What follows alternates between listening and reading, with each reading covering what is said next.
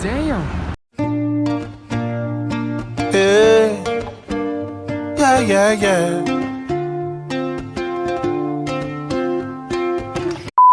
We are in Paris. Bon voyage.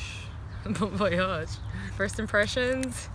I would say it's like the movies. It's a little too much like the movies. But At times. I'm glad we got here early, so that we can get our stereotypes out of the way. We arrived to the train station and literally the first thing we see is this guy pulling down his pants. Doing number 2. Not number 1. Doing number 2. Doing number 2. Number 2. But hey, we can't judge. Happens. This is essentially the New York of France, so yeah. Anyways, so our Airbnb, that was pretty much the first thing we did. We arrived, we met the host, and he showed us to our quaint little house that was behind his house. Come on, Snoopy. we were somewhere outside of, I don't know, was it another town or was it a suburb? I think it would be a suburb. Outside of Paris, very quiet little place called Neuilly-Plaisance. How was the first day? Well, the first day was a long day. We did a lot of stuff. Yeah. We got on the train to go back into the city. No real destination. Yeah, not really any destination. Just figured, well, this sounds like a good stop. And we ended up being right at... Just looked up, and there it was. the Arc of Triumph, Arc de Triomphe. which is basically just the biggest roundabout ever. Yeah. With a big arch in the middle. Arc? I never know Arc. if it's arc or arc. What I like to do when I go to Paris, which I've only been twice, I like to use the Eiffel Tower as the direction. So whenever you see the Eiffel Tower, you go that way. So that's basically what we did.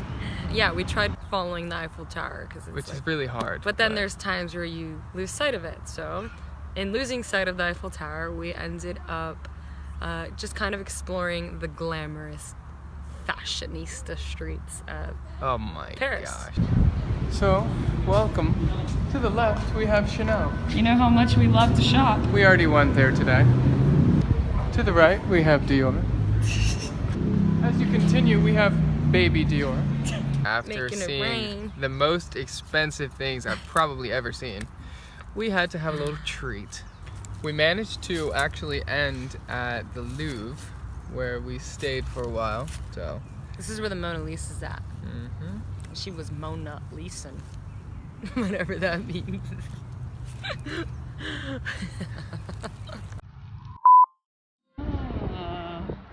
Let's see what the hype is about.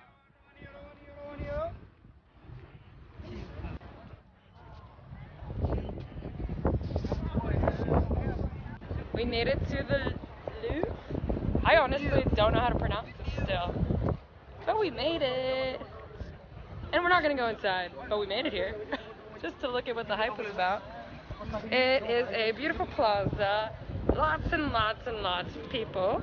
Plenty of people trying to stand on top of things and put their finger like this. You know, I'm not gonna stand on anything, but I'll try. Ding.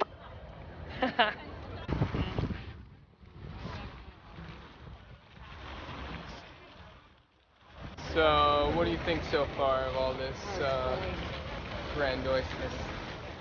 Grandioseness. It's pretty grandiose.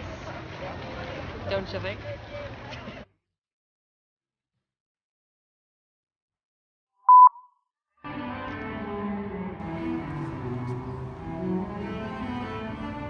After spending a little bit of time at the Louvre, we made our walk down by the river, the Seine River. Seine. And we spent some time there. It was a beautiful day, so yeah. people were everywhere. Yeah, it was amazing to see. There's all kinds of people. And it seemed like locals towards the river, along the riverside, it seemed like Yeah. Parisians. I would think there'd be more tourists. Notre Dame is over there. These people are drinking and smoking over here. Then you got your runners and your joggers and your bikers. Then you got your smokers and your drinkers. Then you got your churchgoers. Oh, we stumbled upon these young kids practicing for band outside. That was really engaging.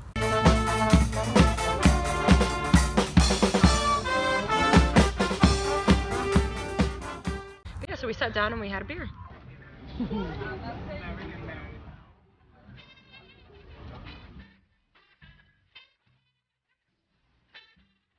After drinking some beers by the river, we decided to, hold on, you got an eyelash. But we decided to head over to Notre Dame, which is a very famous, popular spot. It's just a Gothic church, so. Notre Dame.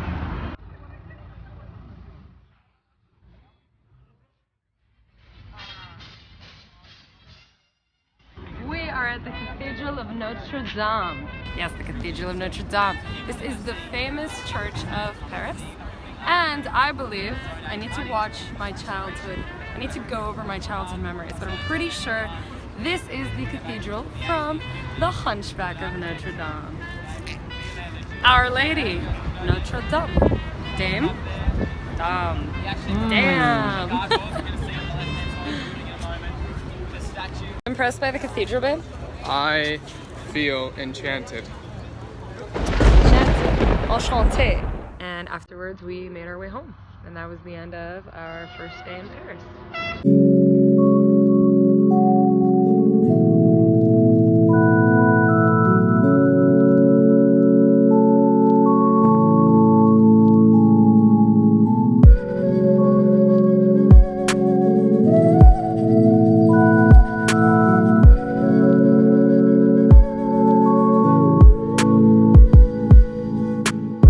We just left the boulangerie. Read anyone?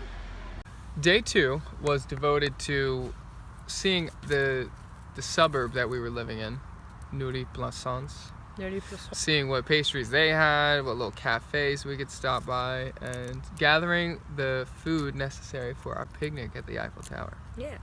I'm a big fan of like getting to know the smaller places in the neighborhoods where you find the locals, so we decided we'd have our coffee and stuff there that morning. It never failed. What is that? Mario, yes. It's from a cow, I know that much. Oh, it's true. It's got little pictures. Only one from a goat. We got olives and tomatoes and sausage from Spain and I think crab salad, some macaroons, some true baguettes, some chips, some merlot. We are in Paris at the Eiffel Tower With a nice having sunset. a dinner picnic, and it's probably one of the most romantic things we've ever done. Cliche, but so romantic. You can't deny the romance. One more time, in case you messed up. I'll take you to a place you didn't even know existed. Dinner at the Eiffel Tower in Paris.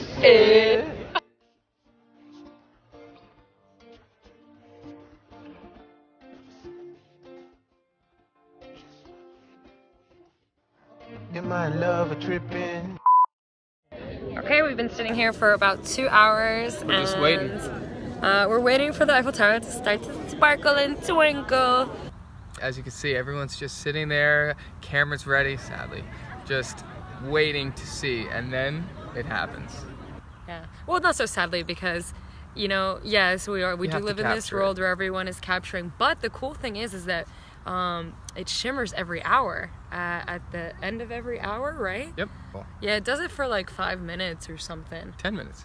10 minutes. It shimmers for 10 minutes. So, you know, if 1 hour you want to be on your phone filming and then the other hour you can actually sit there and admire it. So it was just really cool because, you know, you're in this park and it's strangely, well, it's like a park. Yeah, it's a park.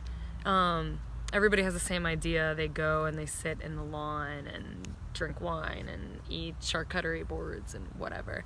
So it's kind of rowdy. Like, wouldn't you say? Yeah. Like, it's pretty very, there's hype. a lot of people talking. Like, there's people with music, with their, like, speakers. So when this moment came, We gets all felt the quiet. same feeling. yeah. It was epic.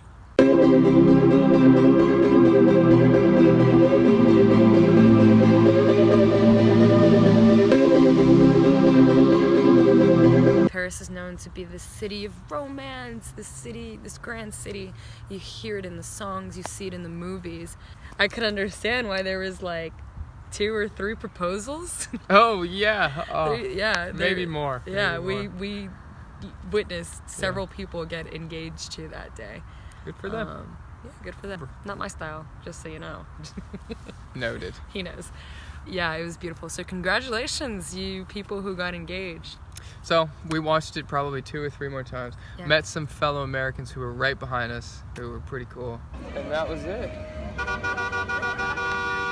Beep, beep, beep, beep, beep, beep, beep. Day 3. Day 3, day 2. Probably the coolest. My hood voice. We went to a part of Paris that was more of what I like to see, the artist side. Yeah, so we went to Montmarte, and like that. supposedly it's actually, at least what we got from this man who we sat next to when we were eating, is that Montmartre is not a suburb of Paris, but an actual town on its own.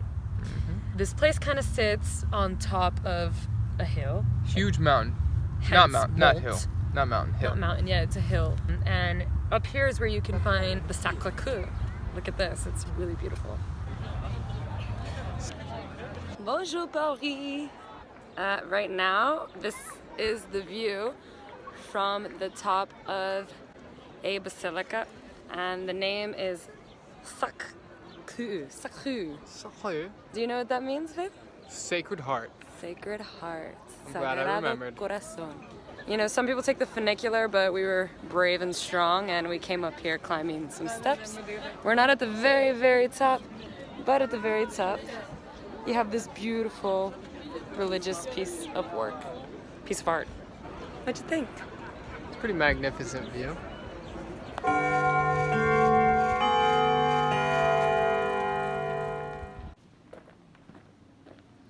We're gonna take a quick little stroll around Montmarte, which is where the Sacré-Cœur is, and check out what it is this little quaint, cute place has to offer.